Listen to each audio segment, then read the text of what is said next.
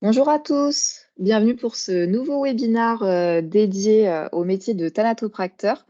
J'espère que vous m'entendez bien, donc n'hésitez pas à me dire dans le chat si tout est OK pour vous.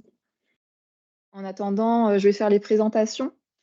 Donc du coup, moi, c'est Leslie, je suis en charge de la communication chez EI Group et je suis accompagnée aujourd'hui de Tiffaine, du coup, qui est responsable pédagogique chez EI Group et de Maude, qui est prosectrice, thanatopractrice à l'Université de Montpellier. Bonjour. Je vous Bonjour à laisserai tous. peut-être dire quelques mots sur votre parcours juste après.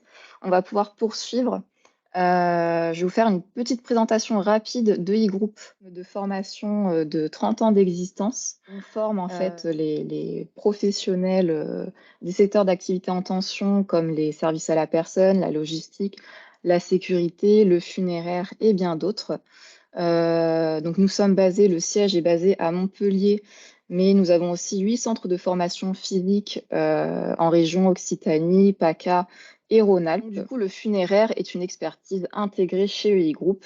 Donc on propose en fait une quinzaine de formations certifiantes et professionnalisantes, pardon, pour former les futurs professionnels du secteur, mais aussi pour les professionnels en activité, pour les accompagner dans leur montée en compétences. On travaille avec une équipe de formateurs professionnels qui ont une expérience métier. On possède également en fait des plateaux techniques avec tout le matériel nécessaire qui favorise un apprentissage en conditions réelles. Pour ce qui est du taux de réussite aux examens, nous avons un taux de 95 et enfin, on propose une partie de notre offre, en distanciel. Alors, bonjour Heu à tous. Alors, je suppose que si vous vous êtes inscrit à ce webinaire et que vous êtes intéressé par cette formation, c'est que vous connaissez un minimum le métier de thanatopracteur. Pour ma part, je suis thanatopractrice au sein de la faculté de médecine pour l'université Montpellier-Nîmes. Je suis sur le site de Montpellier, je suis anciennement thanatopractrice et aujourd'hui je suis en plus prosectrice. Donc c'est un métier qui ne se fait qu'au sein des laboratoires d'anatomie de faculté de médecine et qui consiste à mettre à disposition des corps ou des parties de corps prédisséqués pour des étudiants, pour l'enseignement, la recherche et la formation. Donc c'est autre chose, mais nous sommes encore plus poussés en anatomie. Donc notre intervention en tant que thanatopracteur a un impact assez important. Donc la thanatopraxie, je suppose que vous savez, dans les grandes lignes, ce que c'est. Donc la thanatopraxie, pour éviter une définition classique, heu, c'est tous les soins que l'on va apporter au corps mort, en tant que technicien pour éviter, au maximum sa décomposition, sa dégradation, mais pour favoriser aussi sa préparation pour les familles, pour les gens qui restent. Mais il y a des cas aussi où il n'y aura pas de présentation, mais où l'intervention d'un thanatopracteur sera indispensable. Je pense à des questions sanitaires. Le thanatopracteur, heu le thanatopracteur, a vraiment un rôle dans, le côté sanitaire et hygiène, post-mortem. C'est très, très important. Nous sommes formés à ça. Vous allez avoir plusieurs modules, mais l'hygiène est très, très, très importante. Donc, cela peut aller de la toilette jusqu'à la restauration faciale ou du corps, mais, les gens en général n'aiment pas trop ce mot thanatopraxie. Alors, si vous voulez vulgariser, vous parlez d'embaumement. Sauf qu'il faudra bien faire le distinguo entre l'embaumement et la thanatopraxie, puisque pour le petit côté historique, l'embaumement suggère l'éviscération. Nous ne faisons pas cela automatiquement. Nous le faisons que des cas post-autopsie ou sur des enfants, des choses comme ça. Donc la thanatopraxie, c'est le soin apporté au corps mort en vue de sa présentation ou de son acheminement dans des conditions sanitaires favorables. C'est quelque chose de très, très important, la thanatopraxie, même s'il s'agit d'une simple toilette, puisque nous sommes dans une, société, occidentale qui a besoin de faire son deuil par le biais d'obsèques. Alors, la majorité d'entre vous va accepter ou va avoir besoin de voir le corps. C'est sur ces gens-là que l'on compte pour mettre en avant notre métier. Mais voilà, nous avons besoin de voir et de veiller parfois même nos morts et pour cela, il faut notre intervention en tant que professionnel pour pouvoir présenter alors c'est pour, démystifier la mort. En gros, on va essayer de donner un aspect, plus vivant à quelqu'un de mort pour que les vivants puissent s'approprier la mort de leurs proches. Mais, il y a des cas où c'est extrêmement important, je pense à des décès un peu compliqués où les faciès sont abîmés soit par la crispation, soit par l'effet du décès. Et à ce moment-là, on va pouvoir présenter des corps, plus ou moins jeunes, à des personnes qui viennent de perdre leurs proches et c'est le but, hein, le but principal de la thanatopraxie est de faire en sorte qu'il y ait pas, de désagréments physiques, le temps, de l'exposition du corps pour que les familles puissent être plus à l'aise avec ce masque-là puisque la mort est un des grands tabous de notre société et elle est très souvent, hein, vous le rencontrerez, crainte. C'est une grosse frayeur et il faut être un bon thanatopracteur puisqu'on a encore des témoignages des gens qui ont veillé leurs défunts et qui sont, un peu aigris de ce qu'ils ont vu, trop de maquillage, trop de choses comme ça. Donc ça, vous verrez pendant la formation qu'il y a aussi des techniques pour maquiller, des choses à faire, des choses à pas faire. Voilà les grandes lignes de ce qu'est la thanatopraxie et de son intérêt surtout. Merci Maud pour une journée type de thanatopracteur. Est-ce que Alors oui, vous alors pouvez nous en donner? la journée type d'un thanatopracteur, oui. Alors journée type, vous verrez, quand vous serez sur le terrain qu'il n'y a pas, il y a pas 2 journées identiques. Forcément, vous traiterez jamais 2 fois le même corps, heu, vous irez peut-être plusieurs fois dans le même chambre funéraire, ça qui pourrait être un peu redondant, les chambres funéraires ou même les domiciles, mais ce sont jamais les mêmes journées, ne serait-ce que par la distance aussi, parce que selon où vous êtes, dans quel secteur, vous allez devoir, traverser parfois plusieurs départements. Je pense à quand on est proche de Beaucaire ou des choses comme ça, on peut traverser le 13, le 30, le 84, dans la même journée.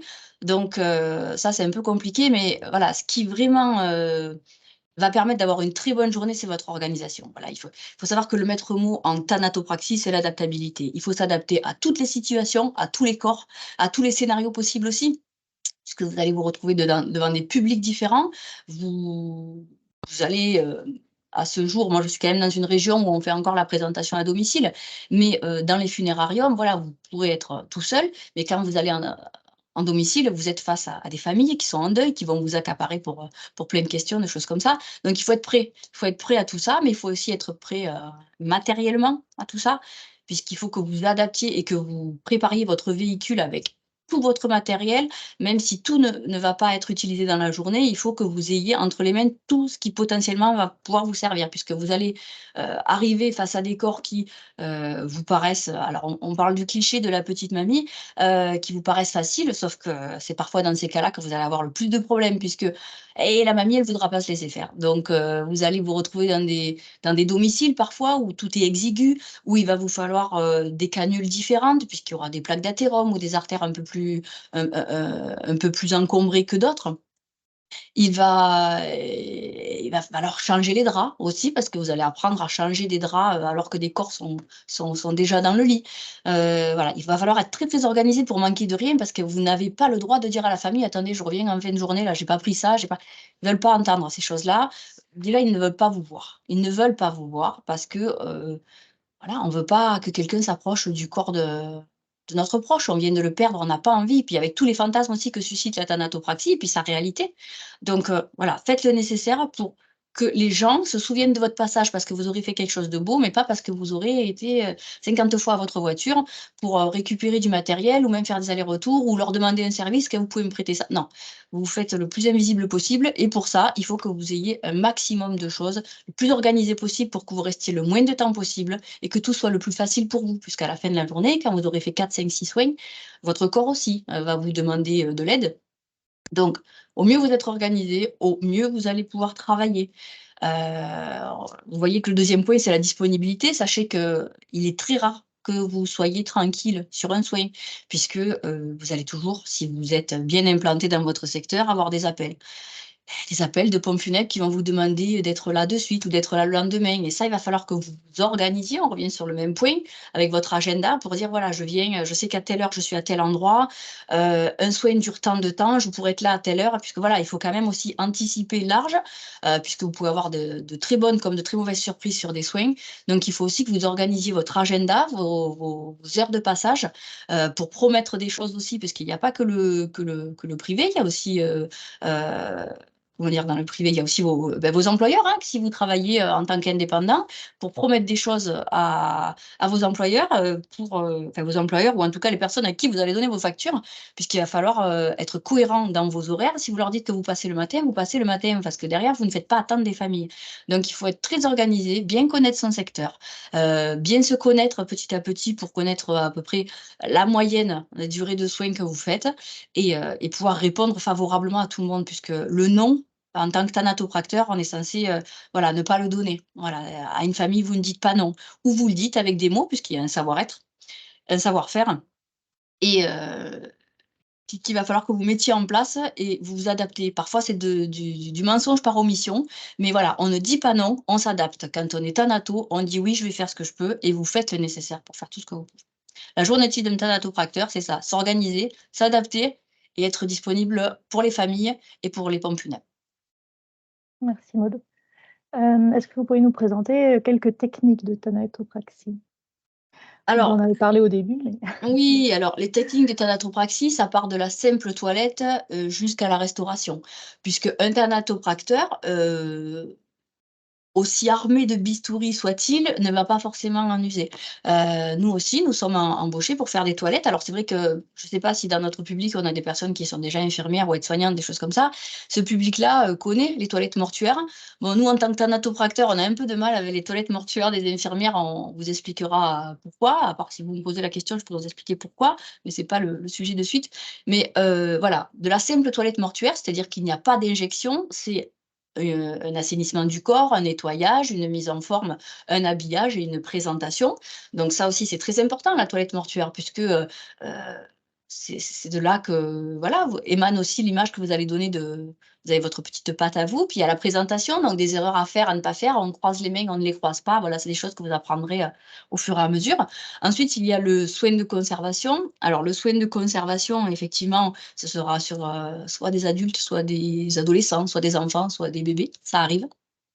Vous aurez à le faire. Donc ça, ce sont des techniques complètement différentes. Je pense aussi, alors la technique du soin de conservation sur bébé et sur conservation après autopsie se ressemble en certains points.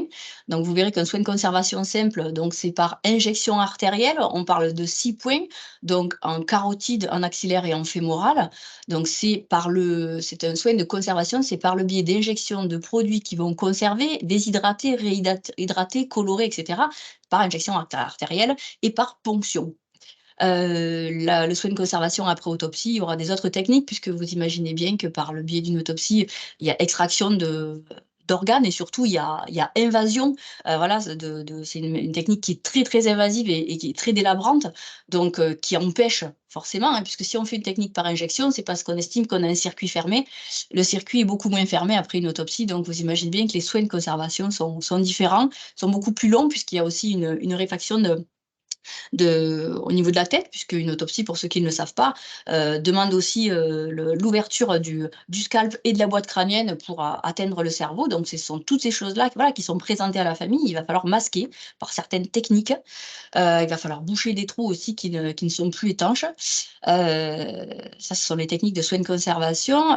Pour ce qui est de la restauration, mais ce sera suite à soit des chocs violents, ça peut être des accidents de la voie publique, ça peut être à des suicides, ça peut être des meurtres, ça peut être des choses qui altèrent, voilà, l'aspect physique de la personne. Donc là, on va surtout penser au visage, bien sûr, où les familles veulent absolument avoir une présentation physique du visage de la personne.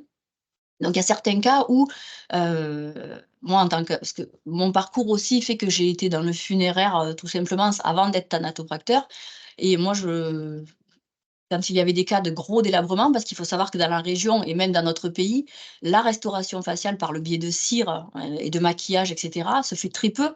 Ça se fait beaucoup plutôt dans des pays aux États-Unis, etc. Ici, ça se fait très peu, donc ça a un coût énorme. Et puis, on va dire que les gens ne sont pas assez formés à tout ça, parce que c'est vraiment un métier très particulier. Il vaut mieux, dans les pompes funèbres, dans ces cas-là, on ne peut pas interdire à quelqu'un de voir le corps de son gamin ou de son papy, sa mamie. On ne peut que fortement déconseiller. En général, les mots parlent pour eux-mêmes et après, on a d'autres techniques où on va plutôt, par exemple, présenter une main, si elle est encore visible. Ça permet aux gens de se rendre compte et de se figurer la mort.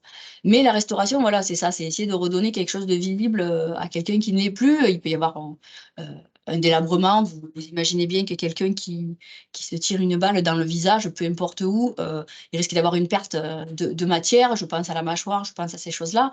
Ou même si rien n'est impossible, bon, ce sont des temps très, très longs ou qui vont susciter une restauration avec pose de cire, séchage, enfin c'est très, très compliqué. Et puis les retouches effectivement, un soin, n'est pas pareil qu'un autre. Les conditions de température, les conditions d'exposition du corps.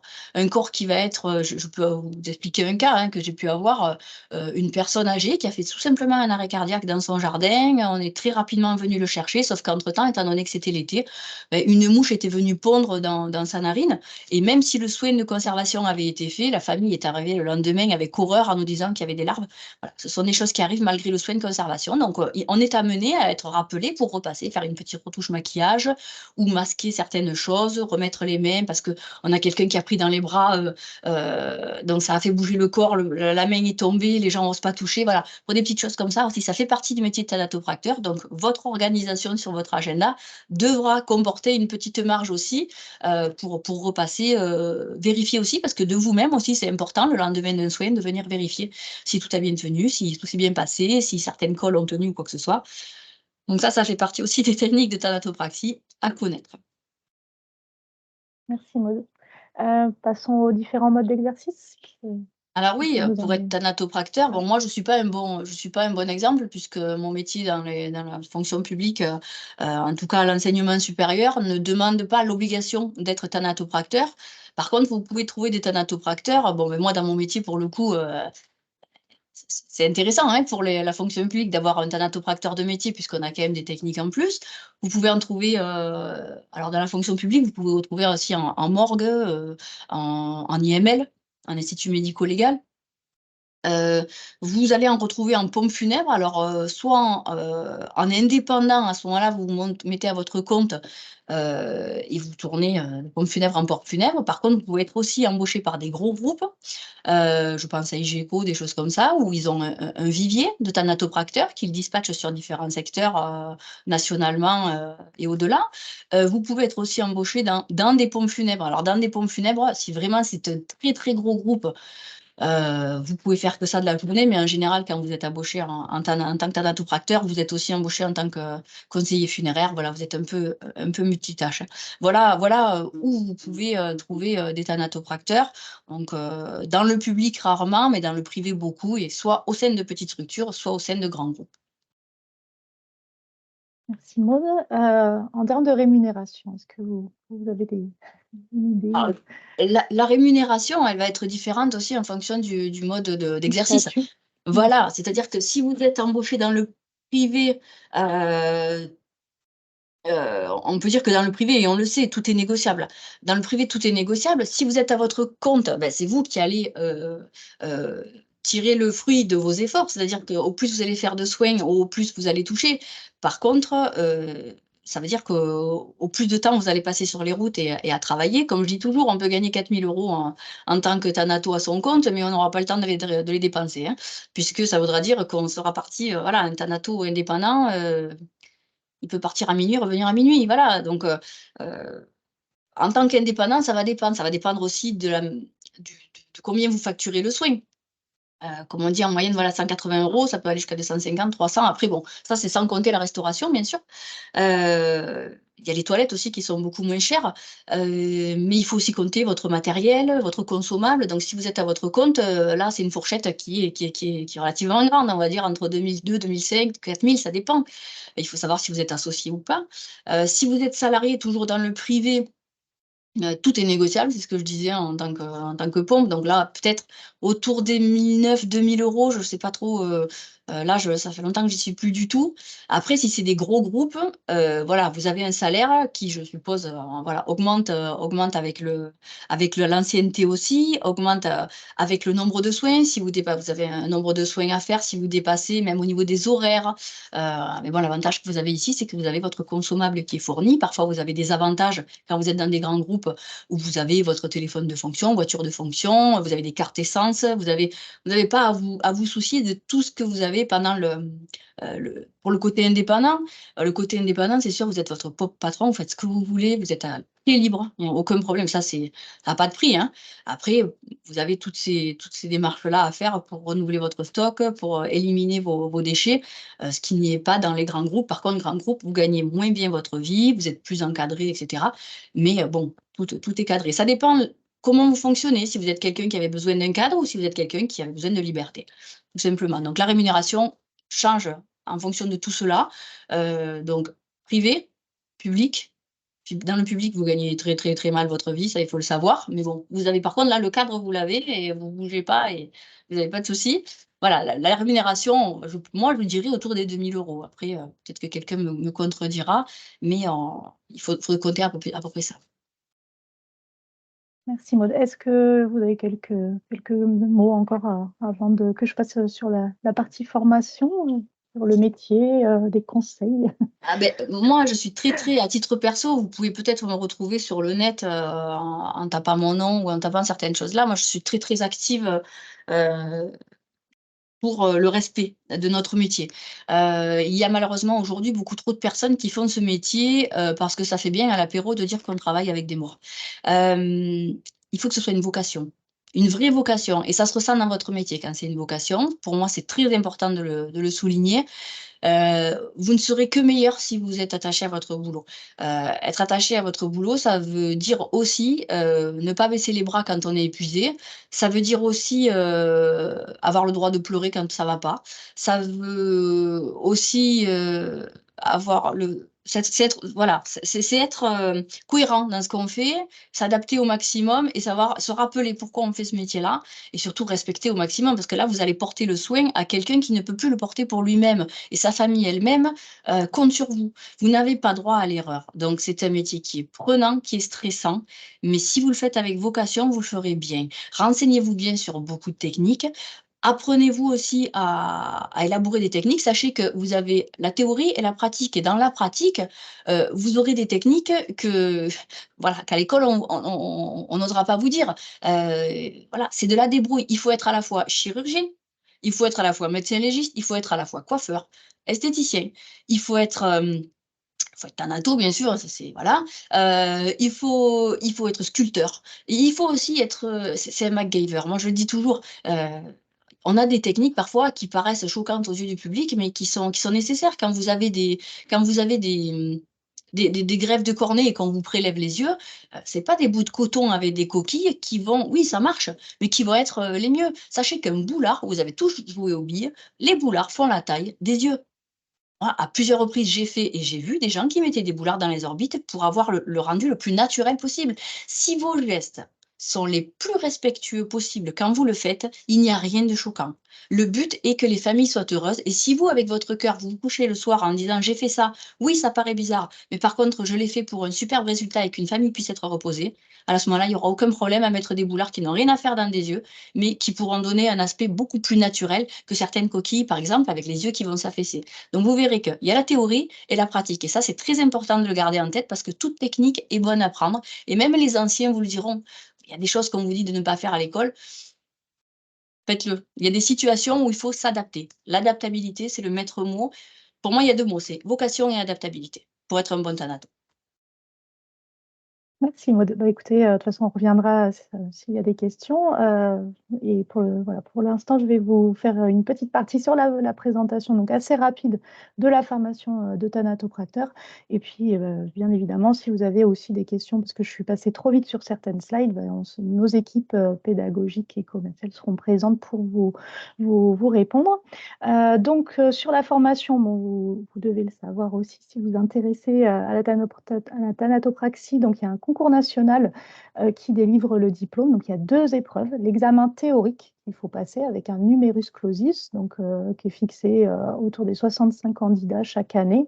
Donc, cette épreuve théorique a lieu fin janvier. Donc, cette année, c'est le 26 janvier.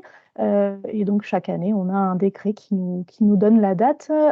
Il est obligatoire de passer donc, une formation théorique d'au moins 190 heures. Donc ça, c'est aussi défini par un décret. Et ensuite, quand on a validé cet examen théorique, eh bien, on peut passer l'épreuve pratique. Donc, il faut valider un minimum de 75 soins auprès d'un thanatopracteur. Et donc ensuite, quand on a validé ces 75 soins sur au moins 6 mois, sur donc, cette période de 6 mois, eh bien, on peut passer la partie pratique de l'examen et ensuite voilà, valider ces 2 épreuves et vous avez le diplôme en poche.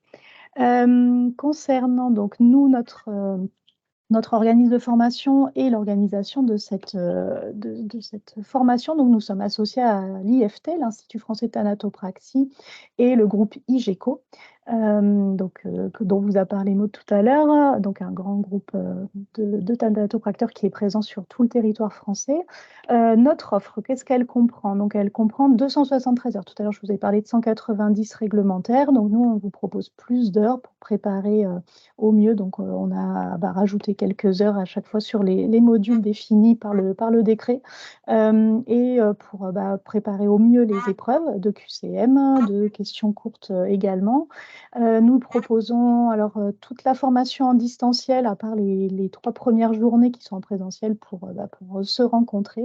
Et ensuite, on propose aussi 2 journées en présentiel au plus proche, donc si des participants, donc sur leur lieu de vie, en tout cas le bassin de vie au niveau régional, auprès d'un thanatopracteur pour faire le lien entre toute la théorie et la pratique. Donc là, c'est vraiment faire voilà, sur cette partie pratique et théorique. Ensuite, sur la partie pratique, on vous propose 100 soins au lieu des 75 soins avec notre partenaire IGECO. Donc, pareil, nous vous trouvons le thanatopracteur parce que, bien évidemment, la partie pratique n'est pas obligatoirement réalisée dans un organisme de formation. Vous pouvez tout à fait le faire par votre propre biais en trouvant un thanatopracteur et en réalisant les 75 soins obligatoires. Mais nous, ce que nous vous proposons, comme nous sommes en partenariat avec l'IGECO et l'IFT, c'est de vous proposer ces 100 soins et de définir déjà un calendrier avec les thanatopracteurs du groupe IGECO. Nous avons un espace de formation sur e-Academy, donc c'est pour vous aider au mieux dans votre apprentissage, pour retrouver tous les cours en autonomie sur la plateforme, donc une plateforme LMS.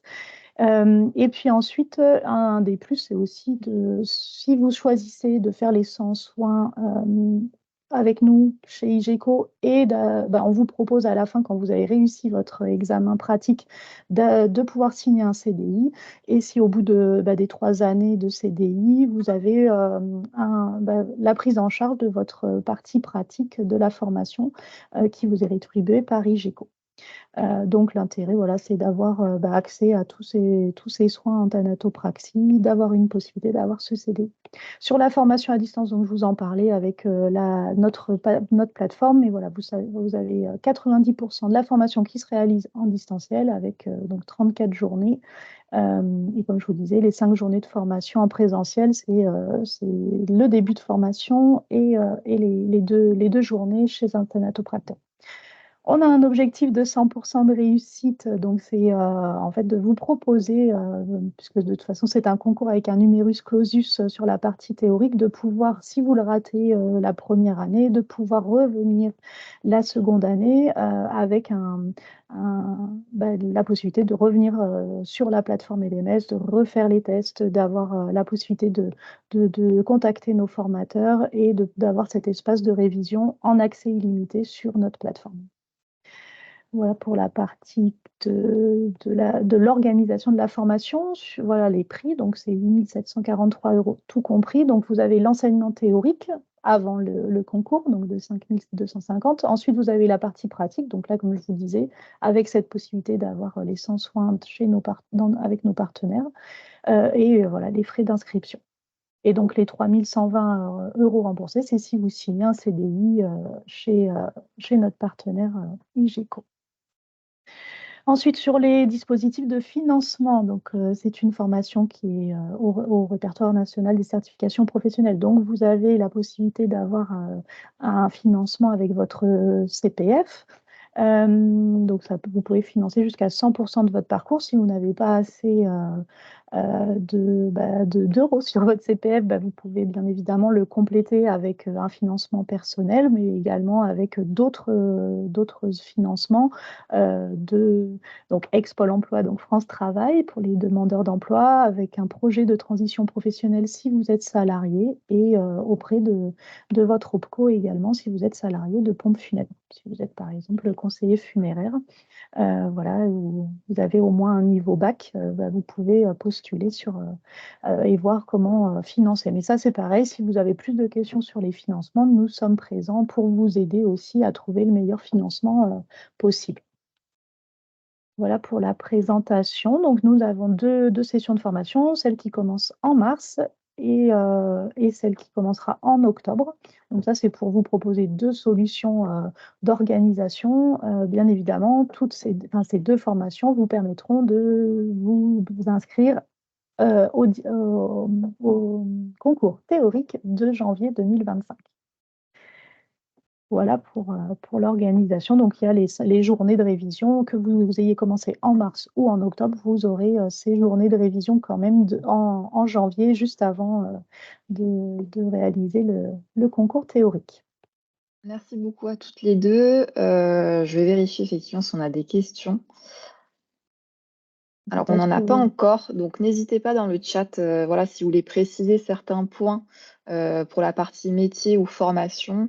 On se fera le plaisir de vous répondre en direct. Alors, nous avons une question de Sacha. Est-ce que la formation se fait en classe virtuelle avec horaire fixe? Oui, donc il y a des classes virtuelles avec des horaires fixes qui sont posés dans un calendrier qu'on vous transmet des validations du dossier de candidature.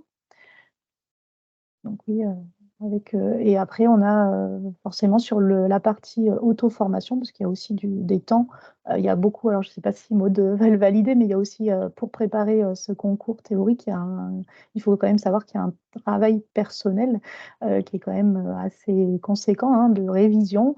Et donc, donc vous avez du travail sur LMS en autonomie. Ensuite, je vois On a une question. Oui. Deuxième question donc de Priscilla. Quand je suis venue, on m'a dit qu'il fallait se rendre à Paris.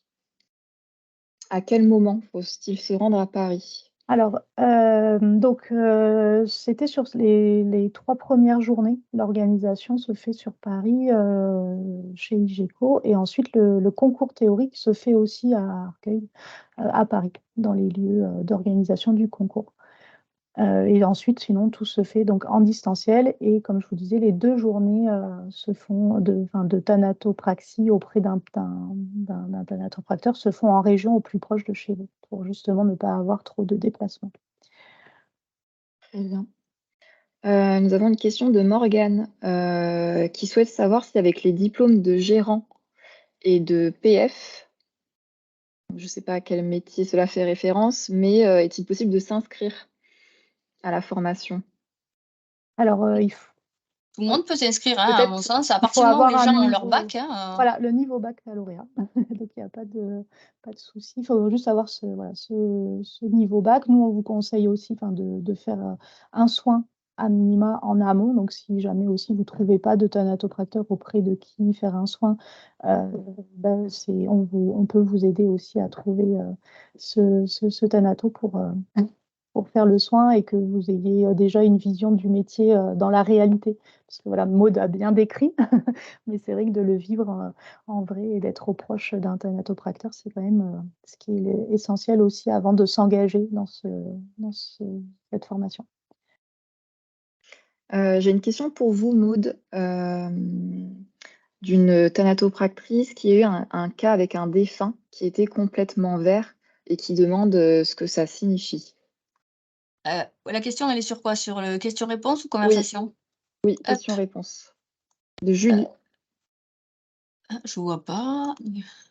Ah oui, parce qu'il y a plein de questions sur, conversation aussi, il y a énormément de questions. Ouais. Alors, tac, tac, tac, suite au j'ai eu le cas d'un défunt alors, pour la partie métier, je souhaiterais demander à mode suite à 2 journées complètes avec une j'ai eu un cas, un défunt qui était complètement vert. Alors, il y a 2 possibilités. Alors, il faut savoir que la décomposition du corps commence par un endroit que vous connaissez bien et qui fait mal. Ça s'appelle l'appendice.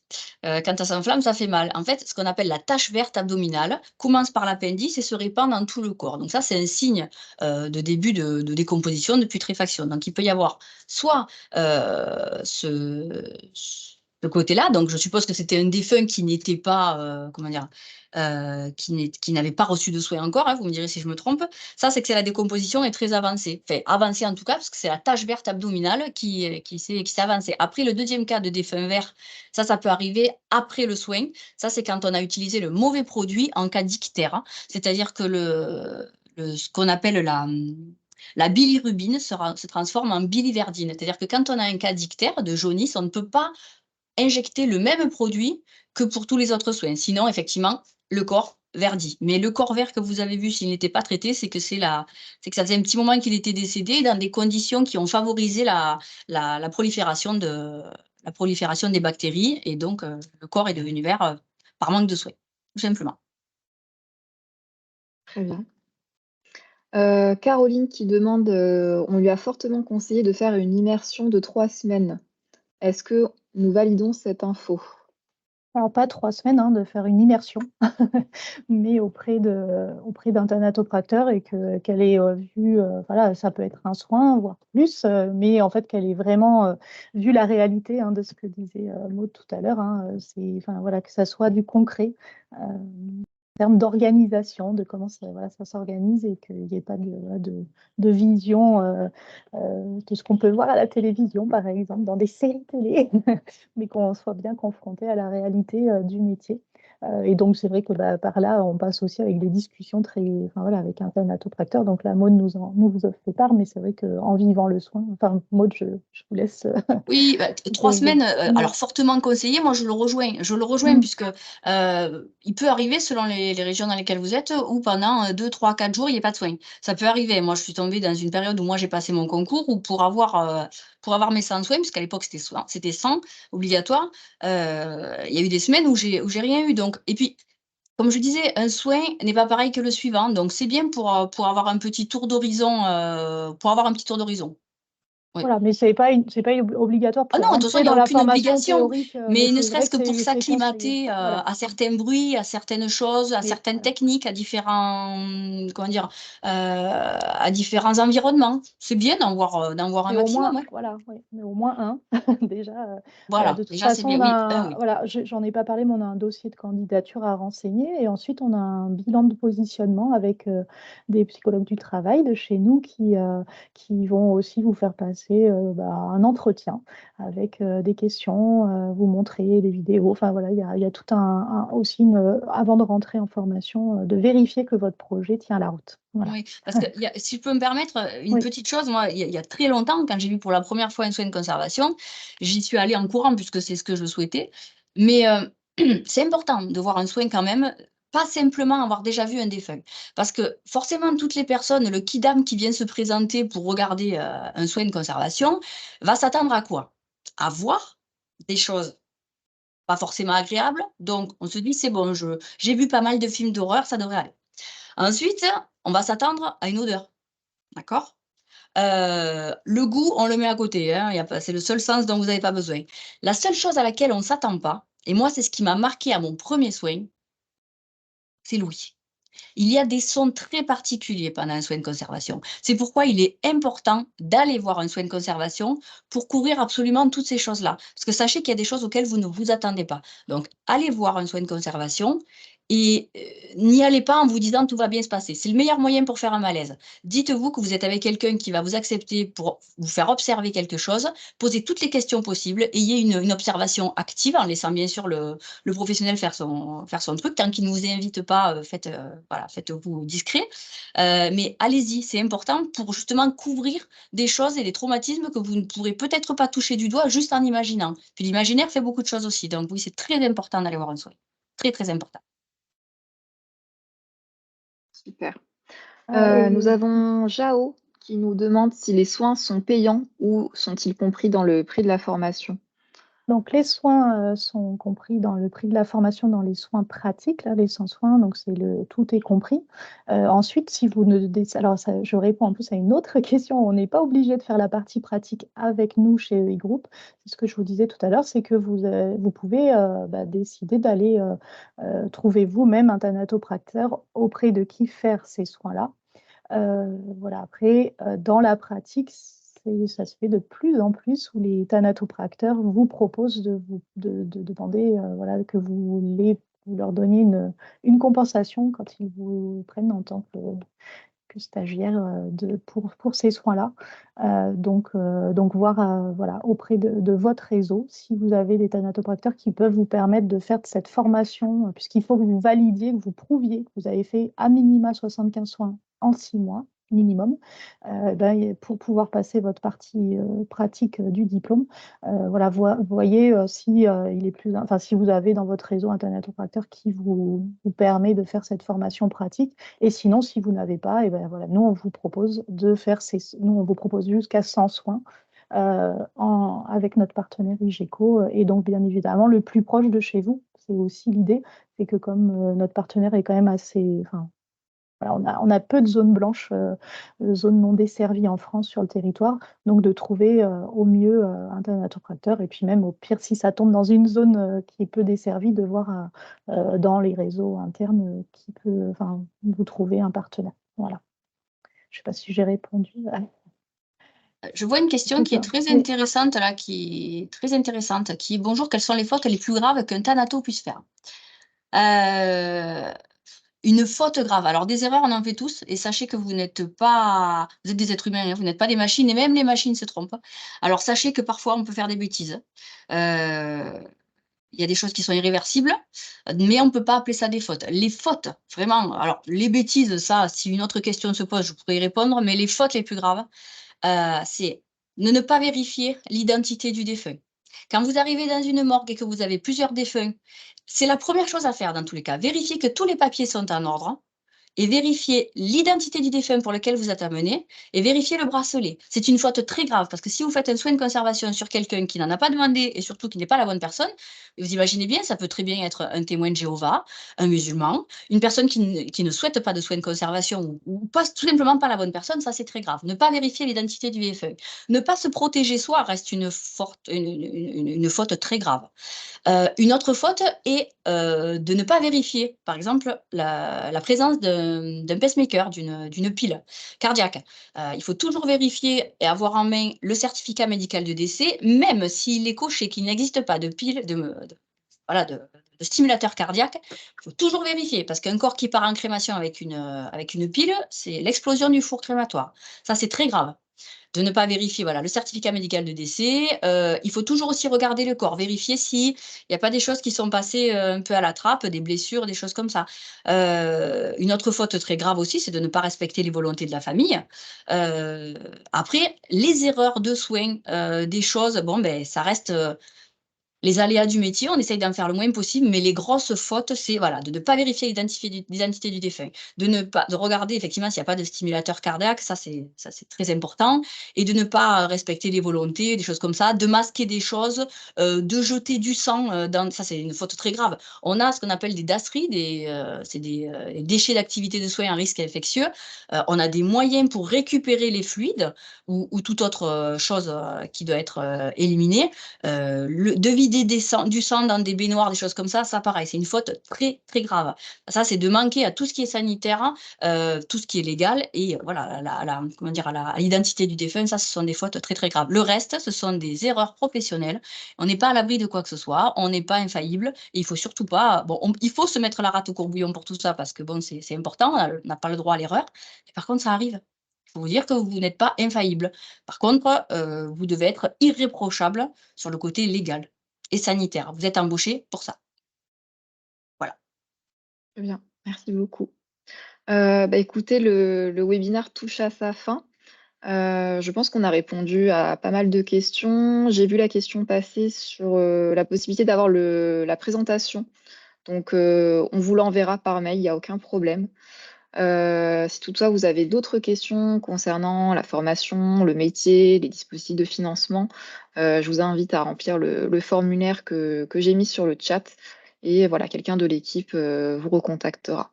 Oui, sur les questions de CPF, de personnes en Guadeloupe, alors, voilà, on n'a pas eu le temps de vraiment tout répondre à toutes les questions, mais n'hésitez pas à nous les poser dans ce formulaire et on prendra attache avec vous et on essaiera de vous guider. Voilà. Tout à fait. Merci en tout cas, beaucoup. merci beaucoup à toutes les deux, merci aux participants et puis peut-être à bientôt pour un nouveau webinaire voilà, sur une nouvelle thématique de la thanatopraxie.